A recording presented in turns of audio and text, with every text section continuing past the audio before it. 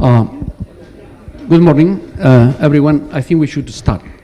Let me very briefly point out that today, I'm particularly happy of having the chance of introducing a work that has been carried out by Mike as a leader and Nacho and many other people. The introduction doesn't have to be very long because we all know them and the group they are working in. Nacho is staff here, and Mike has a several fellowship, one of these advanced fellowship. He has been with us for quite some time now, and they are going to talk about a result that appeared like last week as a letter in Nature, and it's very, very exciting scientifically. So I stop here, let them give the talk. Okay, thanks, Jorge. So we are going to show today the result in Nature, basically. That this would be the part that Mike will present. But of course, the story is a long one. It's this letter is the end of an investigation that has took of the order of 10 years, not 10 giga-years, but 10 years. And that it has included a lot of people. Many of those has been here along the years. And I would like to emphasize particularly the work by Anna, which has led many of the papers that we are going to show today. So what is this presentation about? The idea here is, can you imagine the possibility of taking a piece of the universe from 10 giga-years ago, 11 giga-years ago, that has not evolved since then, and study the properties of those? That's the idea behind. So the way we astronomers do this is on either we go to the very high redshift universe and study the properties of these galaxies, or the alternative that we have followed here is try to find a galaxy which is nearby that has these properties. The advantage of going directly to high redshift, if you can go and say, okay, what I'm studying there is the properties of the universe at the beginning of the universe. The disadvantage is that you have only these 3 red dots or 3 red pixels to explore this. So you really would like to have these objects nearby so you can study all the morphologies, stellar population properties in detail. Of course, then we have a strong problem with this. The problem is that the kind of universe we live is a dynamical one. So that means that all the galaxies are evolving with time, and they are suffering not only plenty of mergers that are modifying the story and they are changing the morphology, they are including new stars, but in addition, we are receiving a lot of inflow of gas that is transforming the properties of the population as they appear at high redshift. No? So then the question is, exploring the zoo of galaxies that we have in the nearby, do we have the opportunity of finding one of these galaxies that has been formed 10, 11 giga-years ago and since then has not evolved because it has not suffered any merger or no inflow of gas that has transformed the properties?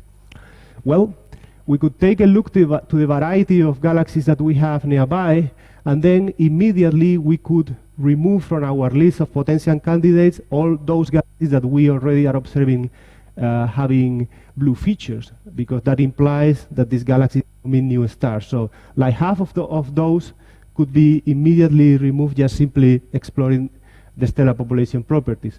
But what happened with those objects that looks red? Are these objects unevolved, or they have suffered a lot of merging?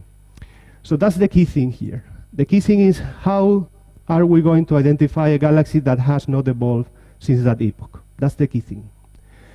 And to do that, what we did was to take an advantage of a very interesting feature that the massive galaxy, you explore those at high redshift. So this is a plot where the size of the galaxy, parameterized by the effective radius, it's plotted against the stellar mass of the object. These are for the objects that are more massive than 10 to the 11 solar masses, so the most massive galaxies in the universe, okay? So these are slides of different redshift. It's redshift nearby, 0.3, 0.6, almost 1, above 1, 1.5, up to 2 or so. So one of the most interesting things that happened with the most massive galaxies is that, as you can see, as soon as you go back in time, when you reach of the order of 10 gigayears ago, the galaxies are much, much more compact than the galaxies that we have in our local universe.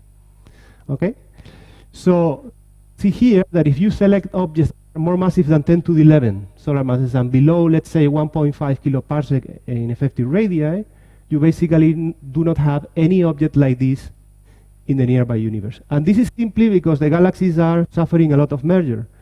And most of the stars that has been accreted through the mergers are put in the outer region of the galaxy, and this is producing an increase in the size with time. So this is already giving us a hint of the kind of object that we would really like to find in the nearby universe as potential unevolved objects. So what we would be looking for would be objects that are all everywhere. So the star population are all not only in the central part of the galaxy, but everywhere in the outer region as well. Very massive, and also very compact. If we find one of these objects in the nearby universe, we have a good chance to be one of these objects that formed very early on and has not evolved, has not suffered any interaction with the environment. Before doing that, one of the things that you really would like to know is what is the number that you expect to find. To do that, what you need to do is to go to the cosmological simulations and see what are the expectations. So these are basically the same plots, but plotted differently. So this is redshift, okay? And this is the number of galaxies that you expect above this mass, so more massive than 10 to the 11, basically, that has not suffered any substantial increase in mass since redshift 2. So they form here. So how many of these objects do you expect to find today compared to the full population of galaxies? So you go to your nearby universe and you do the following numbers. So everything above this mass, how many objects do I have with very little accretion of mass in redshift 2? And then I find that it's only 0.1%. So you really need to go to a catalog of objects more massive than this, and you basically will have, according to the cosmology, 1 every 1,000 would be a relic galaxy. These objects are not very abundant because they are the most massive in the universe, so 0.1% is a really tiny fraction. This is another way of counting the same idea, is how many of these objects do I expect by volume, okay? And what I found here is that I would typically will find one object every 100 megaparsec cube. So I will need to explore a volume as large as from here to Coma to have the chance of finding one of these objects. So these are the numbers that we have to take in mind. So once you have something so rare, what you really like to do is to take the Sloan survey, because it's a very large exploration of the sky. And this is what we did in 2009. So in 2009, we took all the galaxies that had a spectroscopic redshift in the Sloan, and we plot the size versus the mass plane, and we concentrate on those that were on this corner. Okay, these are the most massive one and the most compact ones. And we found 200 candidates. Interestingly, of these 200 candidates, only 50 were galaxies. The rest 150 were galaxies that were quasars or very strong AGNs that were misclassified as very compact just simply because of the activity of the central part. We had 50 objects. We took a lot of we explored these galaxies in a lot of detail, including high-resolution imaging from the Gemini telescope using adaptive optics, and this is how these galaxies look like. As you can see, these are very massive, well about close to 10 to the 11, and this is the size in kiloparsecs. So you can see that basically these objects with masses around 10 to the 11 were basically enclosed in a small compact region of 5 kiloparsec. And this funny feature, so you can see that they are quite disk-like, okay? I remember talking with Alex Vazdekis and saying, This looks like huevos fritos. I don't know how to translate that in English, so maybe. Anyway, so okay. So we continue the exploration of these very interesting objects, and we obtain the stellar mass density profile. Okay, so this is the stellar mass density in units of solar masses kiloparsec square, and this is the radial distance. So you can see that the normal galaxies, these are the normal galaxies in the nearby universe, the most massive one. This is how the stellar mass density profile of typical massive spiral is, and this is the one of elliptical galaxies. The objects that we found, the candidates, were much more dense in the central part than the average value. So this is 1 kiloparsec, so they were like a factor of 3 more dense than the typical elliptical, and they were substantially less massive, less dense in the outer region compared to the typical population, implying that they are much more compact, okay? And as you can see, when we compare this stellar mass density profile with the one that you directly observe at high redshift, which are galaxies that are compact at those redshift, you can see that they fit perfectly compared to the primitive universe. So, well, we have found something that resembles like a compact galaxy high redshift. Let's explore the stellar population properties, and then we found an extreme surprise. So these are a sample. This is the spectral linear distribution of massive galaxies, and this is a control sample, the red one. Okay, this is spectral of this galaxy, and this is the compact galaxy that we found at that time. So the big surprise that we had is that you can see that these compact galaxies that we had in the Sloan were much bluer than the typical control sample, implying, just simply by looking at the spectral distribution, that they were younger. And in fact, this was confirmed by an analysis of the indices of the galaxy. Here you have the control sample, the massive and unevolved galaxies, compared to the compact galaxies that we found that time. So you can see that the typical age of the compact galaxy we found was of the order of 2 gigayears, the stellar population properties, compared to the typical age that we have on the most massive evolved galaxies today, which are of the order of 10 gigayears. So, as I said, this was a big surprise because we were expecting this object to be really old, and it turns out that they were really young. So they were compact, but they were very young. So we only can put upper limits at that time on the number density of these relic galaxies, because they were compact, they were massive, but they were not young. They were not old. So we were a little bit desperate with this because studies that were conducted exploring potential relic galaxies at a higher redshift than the local universe, so redshift 0.3, 0.4, they found a number density compatible with the predictions from the cosmological simulations. So then the question was, why do not we find any object here? So is the galaxy formation model correct? Are we missing observationally these objects for whatever reason? You can see here that there was a little bit of desperation because we were using the largest sample possible, which was the Sloan, and there was no any object compatible with that. So we were basically in 2012 or so, we were basically to give up with this problem because we have no any other chance of finding these objects. If there were no in the Sloan, how are we going to find those?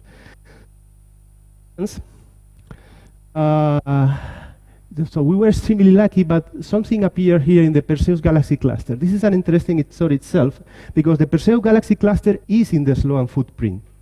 It's in the Sloan footprint, but for the imaging only. So the regular Sloan going through with the spectra and getting redshift and so forth never went through Perseus. Okay? So that was why we missed this object that we are going to talk now in a lot of detail. This interesting object is here. This is the Perseus galaxy cluster that I will talk a little bit more about that. And this is the object that it catch our attention. Why it was that? This object was studied in a Nature paper by Van den Bos in 2012. And the reason why this object was studied is because they found a very massive black hole in the center. Much more massive than what they were expecting for the mass of the object. So we, just in that Nature paper, we took a look to the properties of the galaxy, and it turns out that it was very massive. It was not only massive because of the stellar mass they measure, but also look at the velocity dispersion is extremely high, and also the rotational velocity is quite large. So no way that this galaxy is not massive with this number. And it also was quite compact, only 1.2 kiloparsec in effective radius. In addition, we were quite excited because the object has this yellowish light that it seems to be that a very old object. So we explored this object in full detail, and now because the object is nearby, it's only 70 megaparsec away, with HST data we were able to obtain the stellar mass density profile up to regions extremely internal, so up to 10 parsecs. So we go very close to the center, from 10 parsecs to 10 kiloparsecs. And again, you see the same property. So it's extremely dense in the center, and it's much less dense in the outer region, compared to typical massive galaxies in the nearby universe. And it's equal in the regions that we can compare with those objects that we find at high redshift. So morphologically, it was the same. So the only piece of the puzzle that was missing here was to go and trying to get an ultra deep spectra of the galaxy, just to explore the properties, the ages of the populations from the very central part to the outer region. So to do that, we went both to the William Herschel telescope and the GTC telescope, and we got very deep spectra. 3 hours with the William Herschel and 1 hour with 1.5 hour with GTC to reach 150 to characterize the ages of the galaxy along the radial distance. And this is what we got. So this is the stellar populations, so the spectra of the galaxy at different radial distances, from 0.1 effective radii, 0.5, 1 effective radii, up to 3 effective radii. And this is what you see in the center. This is what you see at 0.5 effective radii, what you see at 1, and what you see at 3 effective radii. So it's the same spectrum, but simply much more noisy when you go out. So you don't basically see it. It's just purely scale, basically. Simply more noisy in the outer regions. So using a starlight, we were able to extract the star formation histories of these galaxies at every radial distance. And you can see that at all radial distance, everything was compatible with being formed very early on, at an age larger than 10 gigayears. So we have an object that was compact, the stellar mass density profile was the same, and all everywhere. So we say, well, we have it, no? We have found the object. Then what we can learn from this? So these are the age versus the radial distance, the metallicity, and the magnesium over iron profile, okay? So everything in terms of over iron is quite constant, age is quite constant and very old. The only remarkable thing of this object is that the metallicity is very, very central part, and then it turns to be close to solar when you go to the outer region. I mean, if you ask me later, I can give you what is my understanding of why this is happening, but because we don't have time, just look at this. The magnesium over iron is very, very high at all radial distance. What does it imply? Well, the lesson that we can understand from this is that when you have such a large alpha over iron values, that implies that you have extremely short formation time scale to form these galaxies. So you have to form the stellar populations in an amount of time that is of the order of 100 megayears. If you have 10 to the 11 solar masses formed in 100 megayears, you have to go through a star formation rate of the order of 1,000 solar masses a year. So the galaxy was formed extremely fast with a super burst of star formation. And this number that looks like crazy because it's 1,000 times larger than the amount of star formation that we have in the Milky Way today, is not so rare when you go to the very high redshift galaxies. And now we are getting more and more papers using ALMA and other facilities exploring high redshift galaxies where they are finding this huge star formation rate. So again, this is implying that in fact that we have caught an object of the a relic galaxy. No? Then, when you have an object of that kind, you can ask you questions like, how was the initial mass function of these galaxies? This is, again, the initial mass function slope versus the radial distance of the galaxy, and you can see that this is a Kruppel-like IMF value that you would expect. This is the IMF typical of our Milky Way galaxy, and this was the IMF slope was almost 2 times larger. That implies, as a physical quantity, that if today the Milky Way is forming around 30% of the stars with low mass, okay, masses below 0.5, the typical population that was formed in this primitive object contains almost 70% of the stars that were formed were very, very small. Okay, so the cloud there fragmented very well, very efficiently, probably because the metallicity was very high. Other things that we can study are, for example, the kinematical properties in detail. This is the velocity dispersion profile. As you can see, at the very inner region is extremely high and then declines very fast. And then the kinematical behavior changes quickly, and you move from something that is basically non-rotating to something that is rotating at velocities close to 300 kilometers a second, which are even larger than the Milky Way. This is easy to understand because the object is so compact that to maintain the object, you need really to move very, very fast. Another lesson that we have learned is that the object has a supermassive black hole. It's larger than the one that you expect, so it's of the order of 4 times larger than the object. And this is now easy to understand if you think that this galaxy is a relic. Because at the beginning of the universe, you form the supermassive black hole together with the core of the central part of the galaxy. So this would be the typical path of formation for a normal galaxy. You form the galaxy and the black hole together, and then once you have the core of the galaxy, you suffer a lot of accretion and you have the object today. This is the supermassive black hole mass versus the galaxy mass. For this galaxy, because the channel of addition of new star was missing, you end with a supermassive black hole that seems to be more massive than the one that you have, because you have basically not added new stars, so the object seems to have a much more massive black hole. Since then, we have found any other candidates. I'm not going to go into detail. This is the galaxy that we have studied in detail, but we have other potential candidates to explore. And I'm going to finish with a few words about the environment where this galaxy has been found, because as I said before, we have found this galaxy in galaxy cluster, no? In Perseus cluster. So you can say, that doesn't look well, no? Because there are many interactions, so the galaxy is probably in an environment that doesn't help to find it as a relic. But in reality, that naive intuition, it's incorrect, because the galaxy clusters are the way where you would like to find this relic galaxy for 2 reasons. First, because these supermassive clusters like Perseus, which have velocities of the order of above 1,000 kilometers a second, implies that the possibility of a collision between these galaxies is very unlikely because they move very fast. And on the other hand, because the cluster is so massive, so it's so hot, in fact, it's the brightest object in X-ray, so the gas accretion to the galaxy is very unlikely as well. So this is the central part of the cluster, so you can imagine that if this galaxy is a satellite of this central galaxy, you basically have very little opportunities to either accrete gas or to collide with other issues. In fact, this was explored theoretically by people here as well, and theoretically you expect this behavior in massive clusters.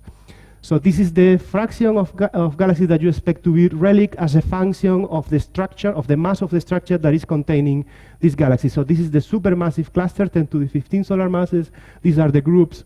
And you can see that the number of relic galaxies increases towards the most massive clusters. And also, you expect to find the relic galaxies close to the central part of the cluster as well, because there you move very fast. So I understand that maybe you have not still convinced, so I will give the microphone to Mike and to their ability. try to convince you finally.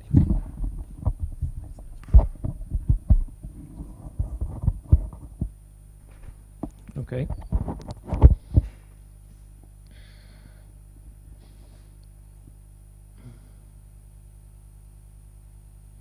Okay, so I so yeah, yeah. Okay, give me a second. Just get some.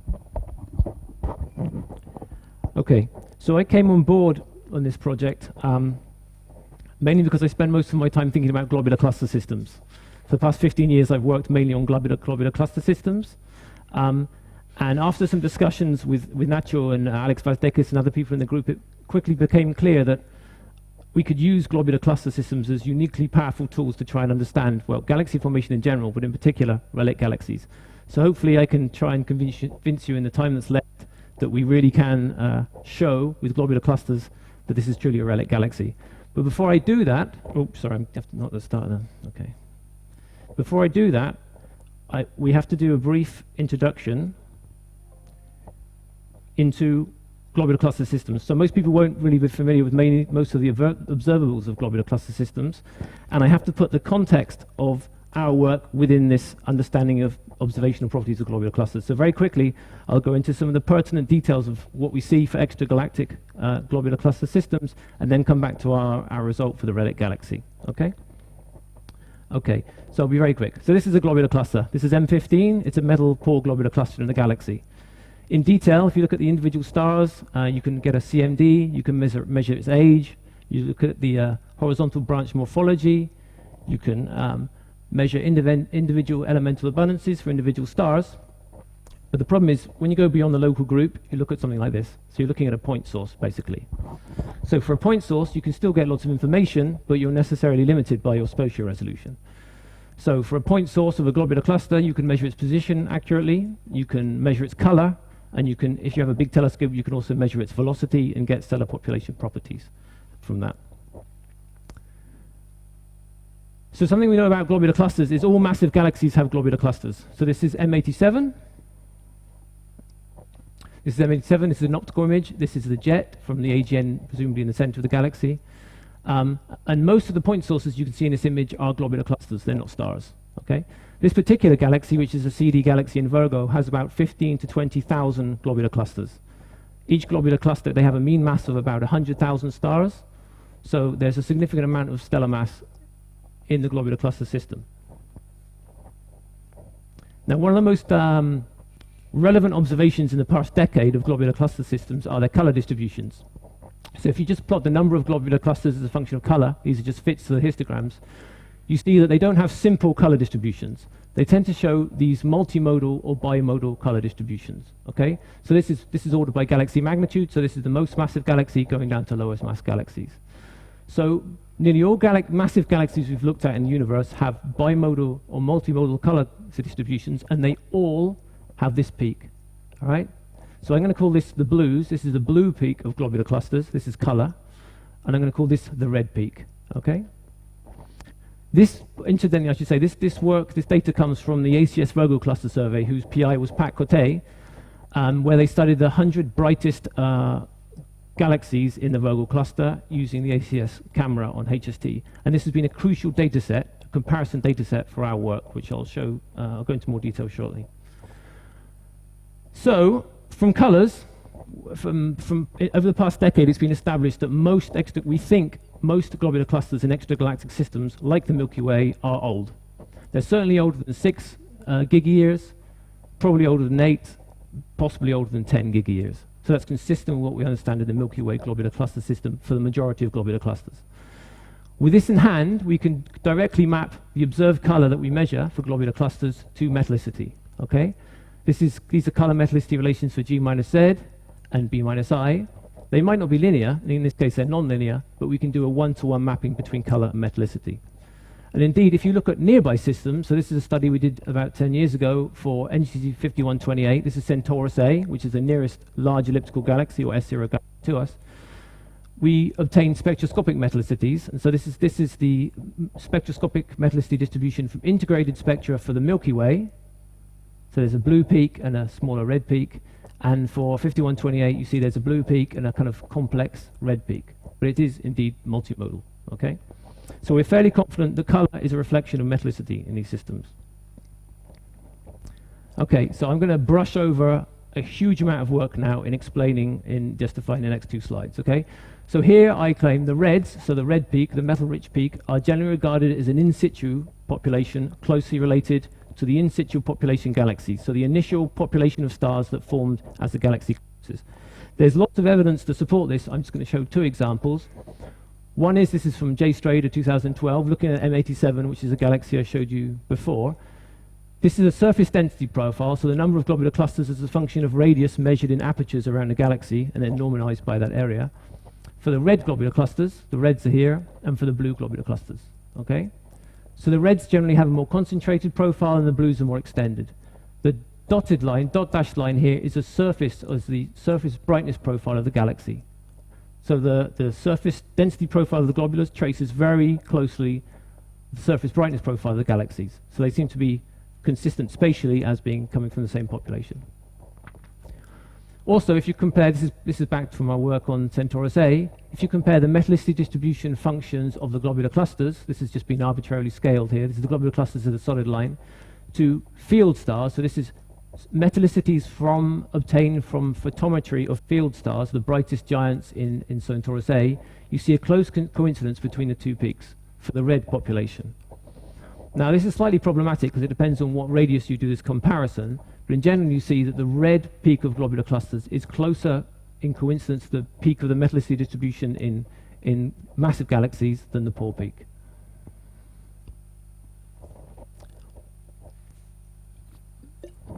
So that's the reds. So the blues, the general consensus now in the globular cluster community, but it's still ongoing, is that the blues are believed to be an accreted population which are brought in by lower mass satellites. This is a huge field research. Giuseppina gave a talk a couple of weeks ago on looking at the halo of the Milky Way in galactic archaeology. I'm not going to go into details, but you can ask me questions, but I'm just going to show two pieces of evidence for this. This is from the PANDAS survey, where they looked at resolved stars of M31, our massive neighbor Andromeda galaxy. And you can see all these streams, features, there's like a little loop here. And if you look in detail, you can see globular clusters. These points here are globular clusters, which are spatially coincident with these features. And in particular, in this case, they also measure the velocities of the clusters, and they have very similar velocities, not with the stream, because they haven't measured the velocity of the streams, but between these coincident clusters in the stream, they have very small velocity dispersion. So it seems to be a fairly cool stream, and this seems to be a coherent group of globular clusters which has come in from some object of an unknown mass, but we can estimate the mass based on the metallicity of the clusters. The galaxy has been, the increasing satellite has been disrupted, tidally stretched, and it's depositing globular clusters into the halo of this galaxy, okay? Here's a paper by Ryan, who's a co-author of the paper I'm about to describe, who's in the audience now, from 2013, where they looked at this issue, related issue in the Milky Way, where they looked at the age-metallicity relations for globular clusters. So they re-derived ages for the globular clusters using new isochrones. They saw this feature where if you plot metallicity and age, you see this split, or a bifurcation, into two branches, okay? If you look at these curves here, so these curves are age-metallicity relations we get for local group dwarf galaxies, okay? This corresponds to the age-metallicity relation for stars in the LMC, so it's mass of 10 to the 9 stellar masses. This is the SMC, and this is WLM. And it seems that this branch here is much more metal-rich, which Lehman et al. Claim is probably related to the Milky Way thick disk, and these are called thick disk or bulge clusters, or thick disk clusters. Whereas this branch seems to be bracketed by the LMC to SMC relation. So this is evidence suggesting that this system here has come in from lower mass satellites and has been accreted onto the Milky Way galaxy. Okay. There have been various models for galaxy formation, for globular cluster formation in the context of galaxy formation. I'm not going to go into the details really, other than to say in the modern era, let's say, we're now able to, at least semi-analytically, include globular cluster formation or merging into numerical simulations. And I would like to highlight this paper by Tonini, where they basically took merger trees from numerical simulations and followed the evolution of globular cluster systems using some simple assumptions based on observed properties such as the age-metallicity relation. And they were able to reduce this bimodal distribution in colors. where the red peak basically came from an in situ population or came from the largest fragments in a progenitor galaxy. And this blue peak came from accretion of lower mass satellites. Okay. So basically the takeaway point, so I've now finished the summary of the potted history of globular cluster observations. Key points to take away is that massive galaxies are nearly always seen to be bimodal in their color distributions. They always have blue populations of globular clusters, even though the red population may vary in its magnitude. We think the reds are a metal-rich in situ population, and the blues are an accreted metal-poor population that comes from satellite galaxies. Okay. So now back to NGC1277. In the context of what Nacho has just said, we came up with a fairly clear prediction in this context. If NGC1277 is truly a relic galaxy, which has undergone little or no mass accretion after its initial collapse, it should have few or no blue globular clusters. That was the prediction. We say blue globular clusters come from an accreted population. We argue that the relic galaxy has undergone little mass accretion, therefore the prediction is it should have few blue globular clusters. So this was testable, but go to space. So this galaxy, as Nacho has said, is in the Perseus cluster, which is about 70 megaparsecs away. To look at the clusters in the compact system, we need high spatial resolution and good sensitivity. And so we could only do it with Hubble. So we applied for, this is Hubble here. We applied for Hubble time with the purpose of observations. They turned us down. We applied for Hubble time again, and they gave us 2 orbits. The PI was Nacho. This is the code of the observation. And they gave us 1 orbit in G and 1 orbit in Z. So these are the filters that we observed in. Why G and Z? Well, for 2 main reasons. So you can make a color with G and Z. G is roughly B. Z is sort of beyond the I band, or it's the Z band, obviously. G minus Z colors are extremely sensitive to metallicity variations in old stellar populations. They're about twice as sensitive as V minus I colors. That was one reason. The second reason was the ACS Vogel cluster survey, which I mentioned before, observed their 100 galaxies in G minus Z. So we could use a comparison data set using the same filter system to compare in the same system to their galaxies. Okay. So I'll show you the data. So this is, I wanted to show you this. This is a video that NASA made for us in our press release. It's going to show you, first it will show you the Perseus constellation, and then we're going to zoom in, we're going to engage the warp drive, zoom through the constellation and go to the Perseus cluster, and then we're going to zoom into our relic galaxy. Okay, hopefully this will work. Yeah, okay. So this is the constellation Perseus, this is the Greek hero. We sort of zoom into his bottom. Keep on going. Now you can see the Perseus cluster of galaxies. This is NGC1275, which is a massive central galaxy in Perseus.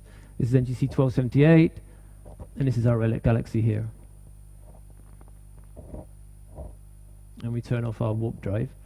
Okay, so there's a number of things we can note from this. This is a composite image from G and Z. There's a number of things you can note here. Well, it has a prominent disk in the center of the galaxy. These point sources here are all globular clusters. So it has a rich globular cluster system. This is just a companion uncatalogued dwarf, which we masked out of the analysis, but I won't talk about this anymore. The other issue, it has a galaxy next door, which was both a blessing and a curse. The blessing was it had similar stellar mass. It's within a factor of 2 the same stellar mass as this galaxy, so it gives us a comparison of the globular cluster systems.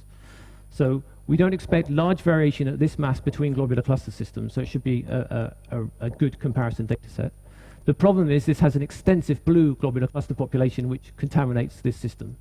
But we can correct for that. But that's something we have to bear in mind, and that was one of the key issues of the analysis. Okay. So now in the okay, so I should hurry up a bit, but okay. So this is just to focus now on the final results of our work. We essentially zoom. This is the ACS imaging, by the way. So we ran point source photometry on our, as we did a standard analysis of our data. We did a standard pipeline reduction. We had to correct for charge transfer efficiency.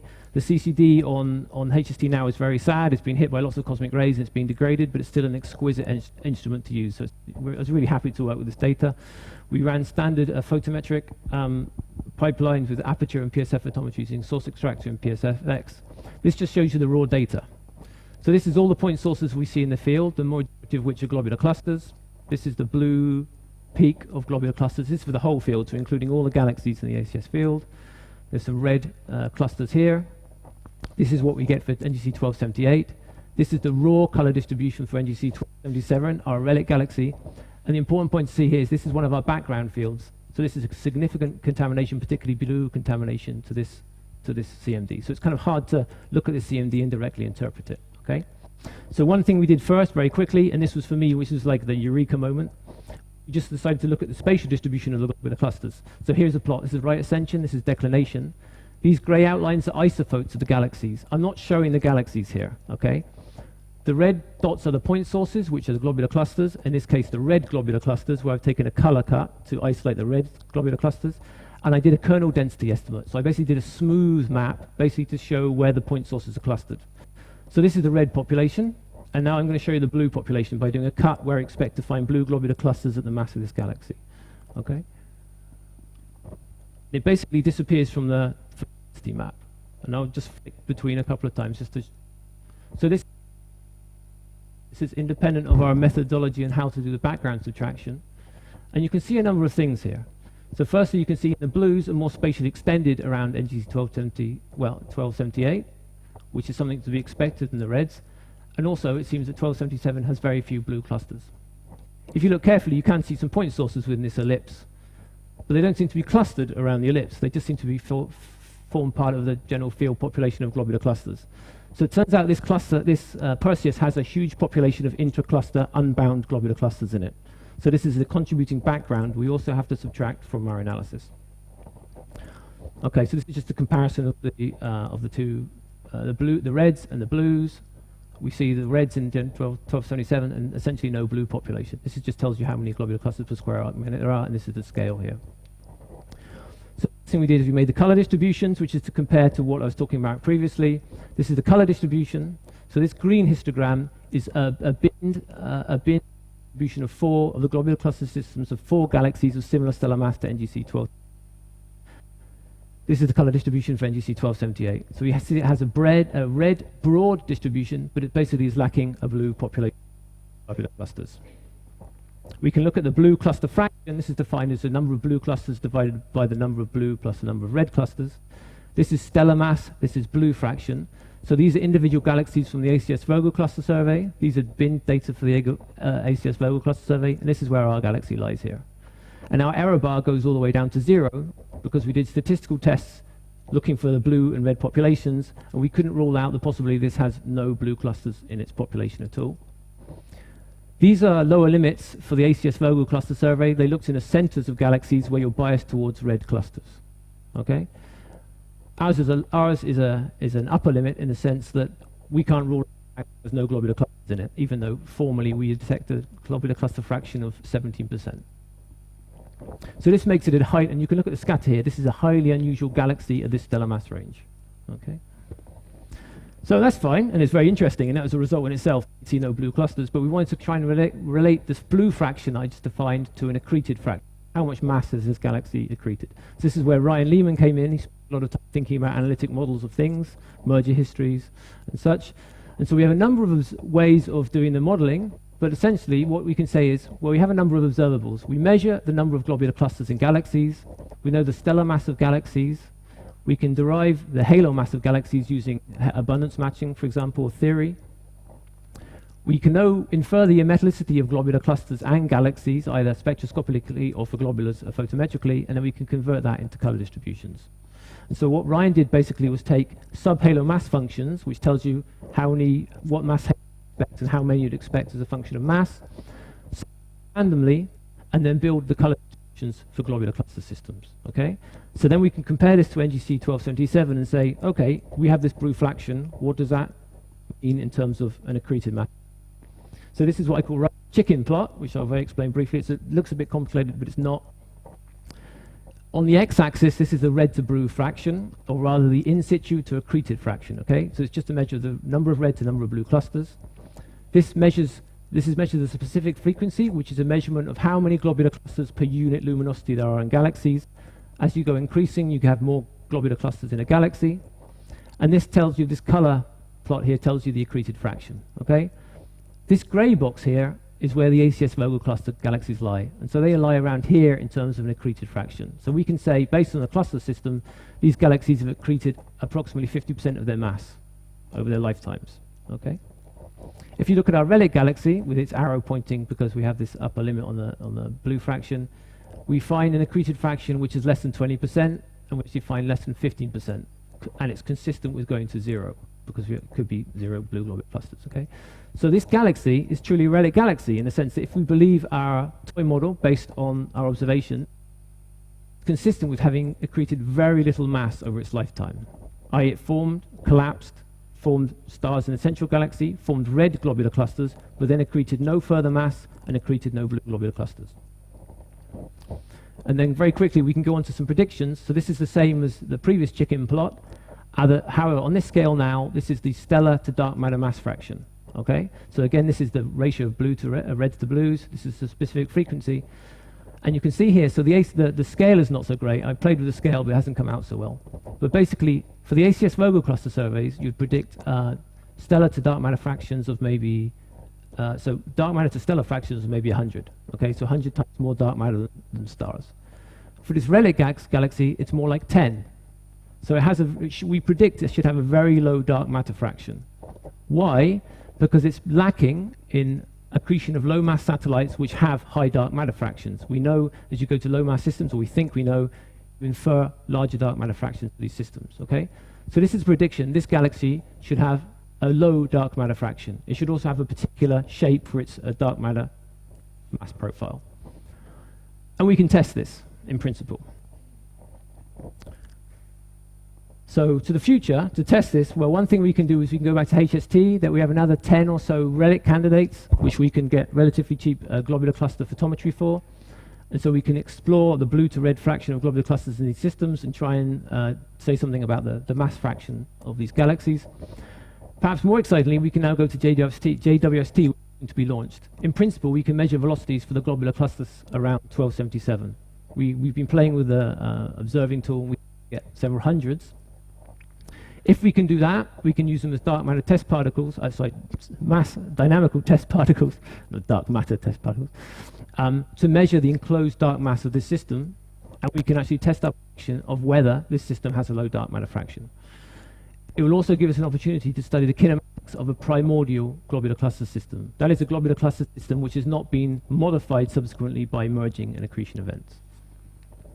Okay. So I'm just going to go to the conclusions, which I'll read out here. We obtained G and S HST imaging, G and Z HST imaging of the massive relic galaxy 1277 in order to test our prediction. This has been cut off. We predict the prediction would be, so it's been cut off, we predict it should have no blue clusters if it's a relic galaxy, because it's undergone little mass accretion. Indeed, we find it's unimodal in red, which is in strong contrast to similar mass galaxies. We find it has a blue fraction of less than 17%, which corresponds to an accreted fraction of less than 15%, whereas normal galaxies have more than 50% blue fraction, or 50%, roughly 50% dark matter mass fraction from accretions. Therefore, we infer that essentially this is a relic galaxy, which is a counterpart to the seen as a high redshift red nuggets. And we predict, based on these data, we predict that this galaxy should have a factor of 10 less dark matter than normal galaxies with the same stellar mass. And we can test this observationally with JWST using GCs as dynamical probes, and we're going to put in for the first cycle to try and do this with this telescope. And this is just something we were playing around yesterday. This is the slit mask designer for JWST, and this is our galaxy here. This is 1277, this is 1278, and these are the micro slits, and these are some of the allocations we've been able to put on the galaxy to try and measure the dynamical mass of this galaxy beyond the stellar light for 1277. I'll leave it there because I think I've overrun a lot. Anyway, okay. Thank you.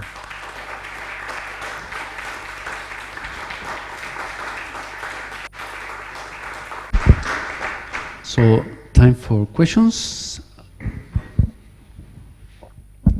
Yeah, wonderful observation, but I'm still skeptical about the conclusions in the following sense.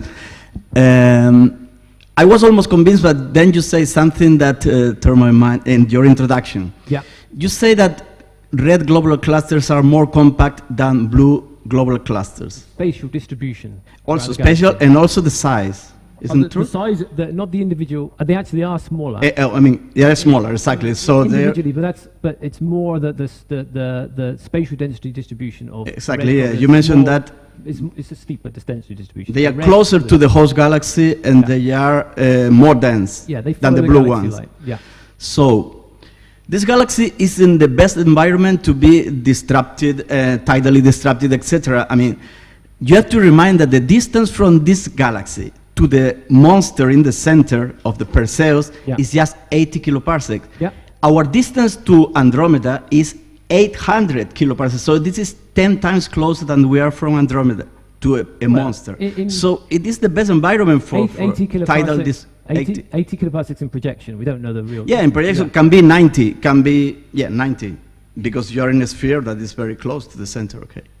Okay. Unless the cluster is too elongated. Sure. Okay, so it can be 90, but it is almost 10 times closer. 200. No, because I mean. You don't know the orbit of that galaxy. So your point is that it's probably been stripped somehow in the cluster. Yeah, well, you already mentioned that it's Yeah, close yeah. to the center. Okay. I mean, it's true. This is something. But hold on. Oh, sorry. Yeah, just I'm sorry. the last sentence. The last sentence is. I apologize. Sorry, Nacho. No problem. Have you considered the possibility to have selective destruction of clusters? I mean, blue clusters are easier to destroy than red clusters.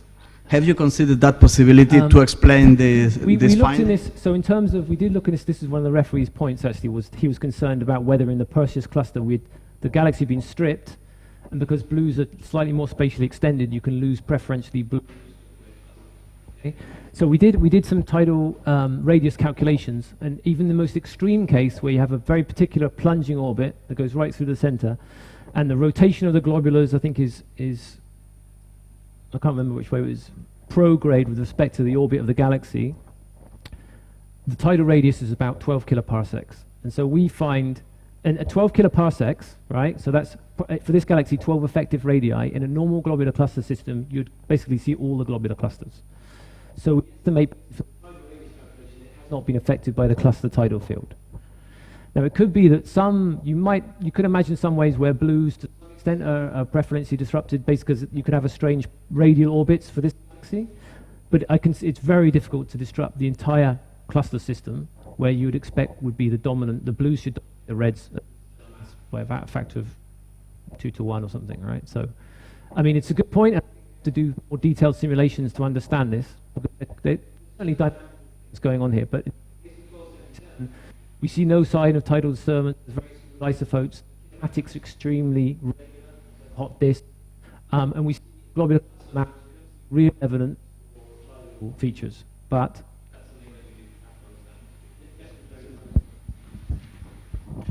of course, Ignacio, this was one of our concerns, and as Mike said, in the worst case scenario, so in the worst case scenario favoring the disruption of this galaxy, the disruption radius was beyond what we are exploring, so it was larger than 10 kiloparsec.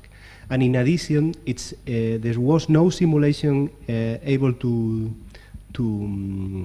predict that when you have tidal disruption and so forth, the stellar mass density in the inner region were higher than the other galaxies that have the same mass. So remember that the object is extremely concentrated, the density is much higher. This is not what the tidal would do at all. And then, yes, by your argument, then why the other galaxy, which is even closer to the center, more extended, hasn't got any tidal distortion like that. So my point is that when the tidal explanation is more complicated than the relic explanation, because you need to start as being a normal galaxy like NGC1278, and you have to finish having the properties of the relic galaxies at high redshift. And in addition to the other arguments that I have said in terms of the tidal radius and so forth. So they get off these to give, I mean, if different globular clusters which are streaming in a certain direction, then it could actually be a hint that there's been some stripping of the galaxy going on. We don't expect it, but that this could be the case if it's a recent interaction. We have another question here. Very nice, very nice. One question. I think they use the globular clusters is great because red globular clusters are the ones that are supposed to last longer, and even if stars have formed mostly through formation of globular clusters, the most massive ones are the ones that should last in a galaxy. So my question is, have you tried to determine the mass of these globular clusters? Because if they form as originally, they should be very massive. Yeah. Because globular clusters tend to be vanished or evaporated or destroyed when they are having lower masses. So only the most massive ones are the ones that last. I mean, I think that's a very interesting. And in MET7, for example, in MET7, for example, the red globular clusters have, when we look at them in the very center, have the same age as the galaxy. But this is what is expected. Spitzer predicted that. So, have you tried to get an estimate of the we mass? can estimate to real dynamical mass. It's tricky because you version spectral. You can estimate a mass from the photometry. I haven't done. I mean, the issue is that we think star clusters formed basically with initial power law mass function, and then that power law mass function is modified by dynamical effects. At least this is the picture for what we think we see a log normal luminosity function or mass distribution in globular clusters. So the lower mass globulars will basically disrupt or dissolve, I should say, right, in the tidal field, and also due to internal dynamical effects. The most massive clusters tend to be dynamically fricted into the center of the galaxy. Okay, so generally that means these processes tend somehow generally give luminosity functions or mass functions which look quite similar between galaxies. They're not identical, but they look quite similar. So the typical mean mass of the clusters is quite similar. It does vary as a function of galaxy mass. As you go to higher galaxy masses, you get the peak of the mass function shifts to higher masses slightly. That said, we haven't looked at this in detail, and it would be very interesting to look at the red cluster population, the pristine cluster population. And it could be there are real differences there. So,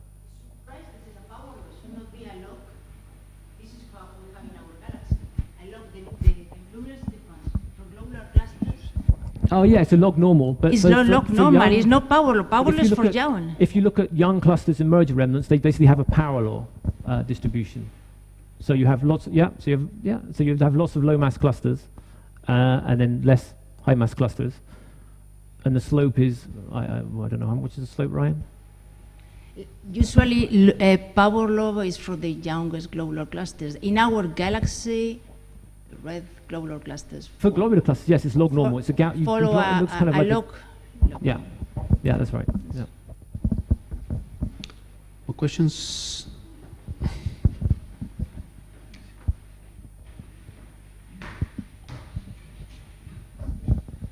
Thank you, Mike. You have convinced us. Then I have a question for Nacho. I rushed a bit. Sorry about that. No, I mean, it was very nice. Thank you very much. But in the introduction you said, you did all these relic galaxies you were searching for. It seemed that you became disappointed at the moment because you found that some of them that you thought they were too blue for being, right? But then, now after the talk by, by Mike, you may have this color be due to the metallicity.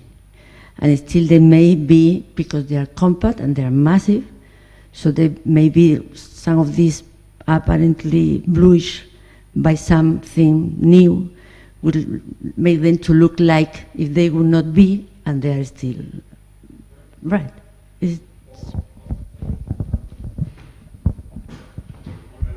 Alternatively, an explanation that I find even more exciting is the possibility that we are observing the tail of the formation of the most massive galaxies. So the epoch of the most massive galaxy formation was redshift 2, redshift 3. But I mean, if you expect that some of those very little fraction, I mean, you could form very recently, let's say redshift 0.5, 0.3 or so. These objects that are blue and very massive are compatible with that idea. So when you want to form 10 to the 11 solar masses, you have to form those in extremely dense and compact region. Otherwise, you are not efficient to form such a huge amount of stars. So this is something that we would really like now with this new view to explore again. Not, I mean, at that time we were really looking forward to find a relic, but now maybe we should go and explore these objects in detail to see whether they have a contamination by other sources or whether they are, in fact, the most close example of formation of massive galaxies in recent times.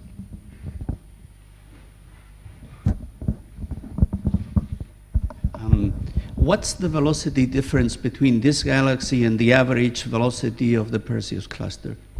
So the velocity dispersion of the Perseus cluster is... No. I'm not asking for the dispersion. I'm asking the difference between the velocity of this galaxy and the average velocity of the Perseus cluster. The average, I can't tell you. Sorry? No, the average. Because that will tell you, you know, if it is about the same, then it's more likely that it's far from the center on either side. If it is very different, then it's passing close by. And that will help you have a handle on what the, you know, the projected distance versus the real distance might be. Between that galaxy and that galaxy is about 1,100 kilometers per second, right? But the mean velocity Yeah, I of the mean, if you cluster- take the mean of the cluster, we can do that. then that, you know, would tell you whether this thing is essentially far on its turnaround or zooming through the center.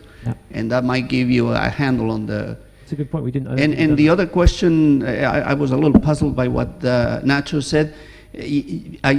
I guess you said that the fraction of low mass stars tells you that the metallicity, I mean, is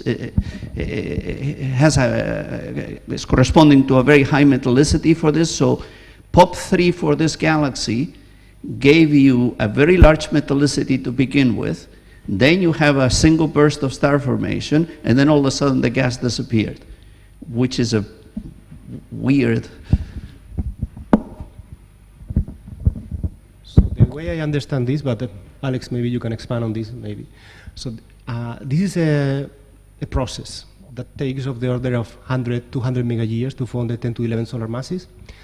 So, I mean, we don't really know whether the galaxy has any pre-processed star or not. I mean, we are describing the main bars. But at that time, what we know from the alpha over iron elements, the star formation rate was very, the time of formation of this star was very short, and those implying star formation rate. So the way I understand what happened here was that at the beginning, when you form the very massive stars, the 10 to the, I mean, the most massive star that lasts just for 10 mega years or so, that at the beginning of the burst, they contaminate the media with a lot of metals, okay?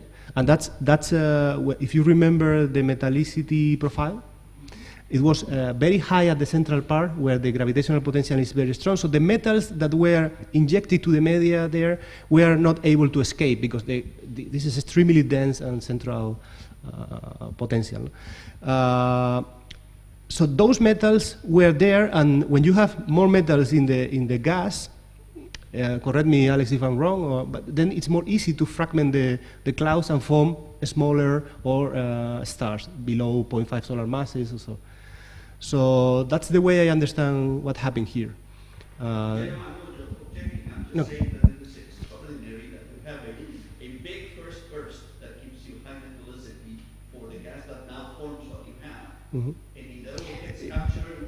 If you understand that all, yeah, but if you see this as a single event that happens all at time zero, it's not easy to understand. But if you think this is as a process that takes 100, 200 mega years, then it's easy to understand.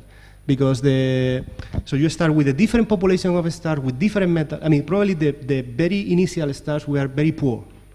But the latest on forming, because they have a huge amount of metals in the media, because the stars that last by 10 mega years already populate this with a lot of metals, are very metal rich. Take into account that the metals here couldn't escape, like is happening in the Milky Way. Here you explode the supernova and the metals go away. There you cannot, the metals were there because they were not able to escape from the galaxy because it was so dense. Any other quick question? Quick. And because we have plenty of time during the coffee that is served in the library. It is just a clarification. I mean, is a galaxy like that with such, well, say, 1,000 solar masses, I mean, the star formation, I mean, the chemical evolution will be very fast. I mean, you reach super solar values starting from, let's say, zero metallicity, okay, from population 3.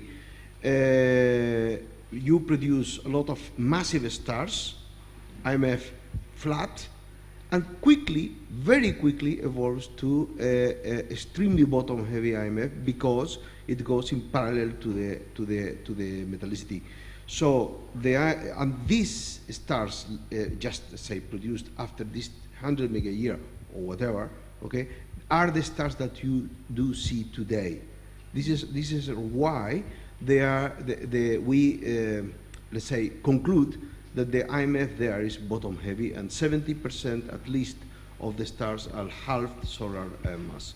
The process is very fast. The more massive the galaxy is, the faster. And the shorter, takes time to get from massive population 3 stars to very pretty small stars due to the metallicity.